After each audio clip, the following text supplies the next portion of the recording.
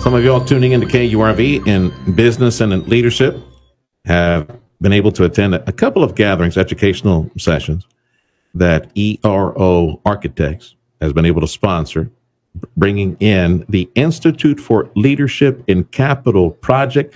That would be iLinkUp, as it's pronounced. The objective, from what I see, is to work together like never before in order to try to capture some of this economic development, prosperity, opportunity, job-creating energy that is the reality in South Texas. We live in prosperous times that we've never seen before. I appreciate you stopping by. Brian Godinez is here on behalf of ERO. Carol Workacheski. I got it, right, Carol? Carol Workacheski. Workacheski is the CEO of what I just mentioned, the Institute for Leadership in Capital Projects, iLinkUp. Explain to working people what that is, and I understand you will have a Valley chapter very soon, Carol. That's correct. So the Institute for Leadership in Capital Projects, I founded it 15 years ago, and that was after my experiences working in the public sector. I used to work for UT System, and I understood at that time and experienced how our industry is siloed. So silo being, we have the design side, we have the construct side, and then we have the public owner side. And I recognize that one of the things that this industry really needs to be more effective and improve is to bring together those silos, to break down the barriers of communication between those three chunks of what's really important on a design and construction project.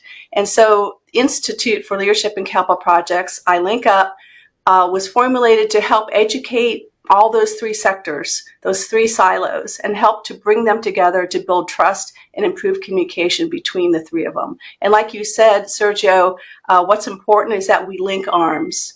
And so it's iLinkUp. Yeah. And so that just came about from the acronym Institute for Leadership in Capital Projects. And now being 15 years old, and what we've now have is we have chapters in Austin, Houston, and San Antonio. And last week, at the conclusion of our latest Classroom to Commerce event, we formed a new chapter down in the Valley. And Brian stepped up and he said, I'll volunteer, I'll be the president. And we have a vice president established, as well as a secretary. And I don't know if you can hear, my cat is playing the piano in my office right now. He's never done that before. I don't know why. He was inspired, but all great interviews and documentaries and other programming always has some background music that help enhance the experience. As long as it doesn't start meow meow meow meow meow meow meow. Mommy, I'm hungry. Yeah. What is Kitty's name, by the way? Now that he's part of the show. His name is Jax, Jax. He's a big black fluffy cat. So he's not up here waving his tail in front of the camera. Let me take it back to the three silos, to position that in people's heads and position me as well. The three silos that you're always monitoring, what are they? So the first one is on the design side, and that's the architects and engineers. And of course, they are instrumental in making sure that a design meets the client's needs. And on the public sector side, that is the other silo, the public sector owner, the client. And of course, they have the money, they have the gold, so they make the decisions. However, sometimes the client, the powers that be need a little help in making decisions, and the architect is usually the first person in the door to help them make the right decisions on the design side. Okay. And then the third silo is the contractor. So everybody that's on the construction side, whether it's the general contractor, subcontractors, tradespeople, suppliers, all of that who touch the project during the construction side, time of the project. So all three of those have to work in unison. And when they're not working well, I like to say, imagine a wheel of a bicycle, and if the spokes are broken, it doesn't move very effectively. So when those spokes are all strong and working together and rolling along, then the project goes along a lot smoother. So that's one of the things that iLinkUp brings to the table, is the opportunity to help those three constituent parties, stakeholder groups, to have good conversations and to learn from each other.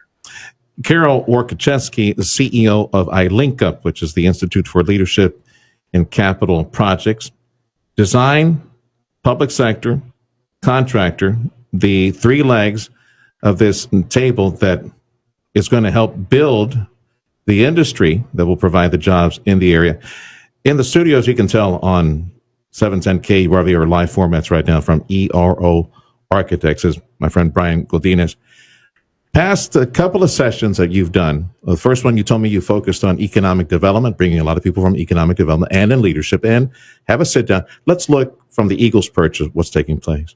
Great opportunities. And then you did one on, what was it, from classroom to commerce? Is that what it was? The last one was education based. Mm-hmm. There likely will be more conversations in the near future. How do you see these conversations and benefiting iLinkUp, which now has an office in South Texas? How do you see this helping us perhaps work together in a time where we desperately need to work together? Economic development, city hall, county, industry, workforce, the universities, the school districts, we need to work together to capture this energy, capture those jobs that are available in this growing economy.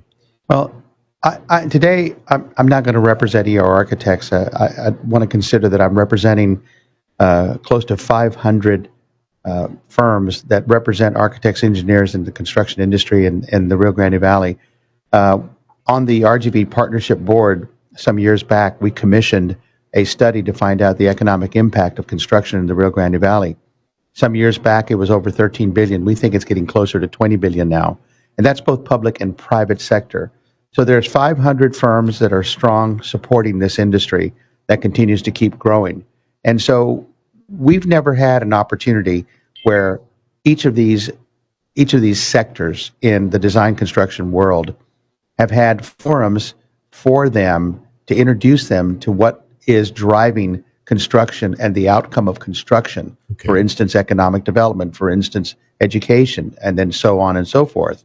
And so when I met Carol and found out what she was doing in the other chapters and was introduced to her vision and mission, I thought this would be a platform for us to be able to create events and or a series of messages and networking opportunities to get us together and share not only best practice ideas and what we're doing, but to also be exposed to the outcomes of the institutions that we serve and what they're doing and the impact that they're having in our region. The economic development was a fascinating conversation.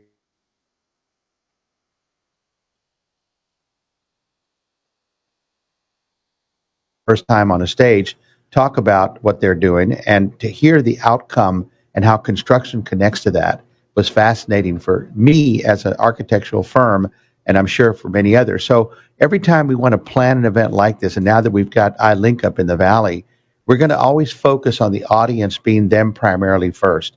And then I think that Carol mentioned that one of the legs is the public sector, but I like to see private sector also, because the decision making in construction is just as heavy and just as significant in the private sector as it is in public sector. Yeah. And so both events, we've had private sector representatives coming in from as developers, investors, financiers. I'd like to see them engage in the conversation. So one of the things that we spoke about at the last chapter of the launch of the chapter meeting is that when we have these events and when we have these conversations, is private and public sector owners, decision makers, influencers are part of that conversation with architects, engineers, and construction, and that we're all sharing that same conversation at these events or other types of outlets that we create. 30 some odd years ago, almost 30 years ago when I started, the Valley was a very different economy back then. Mm-hmm. The conversation was block grants and federal funding and state funding, this, that, and the other. Unemployment double digits, way above. And pioneers like Mike Allen from McAllen Economic Development, a mentor of mine, I adored that man.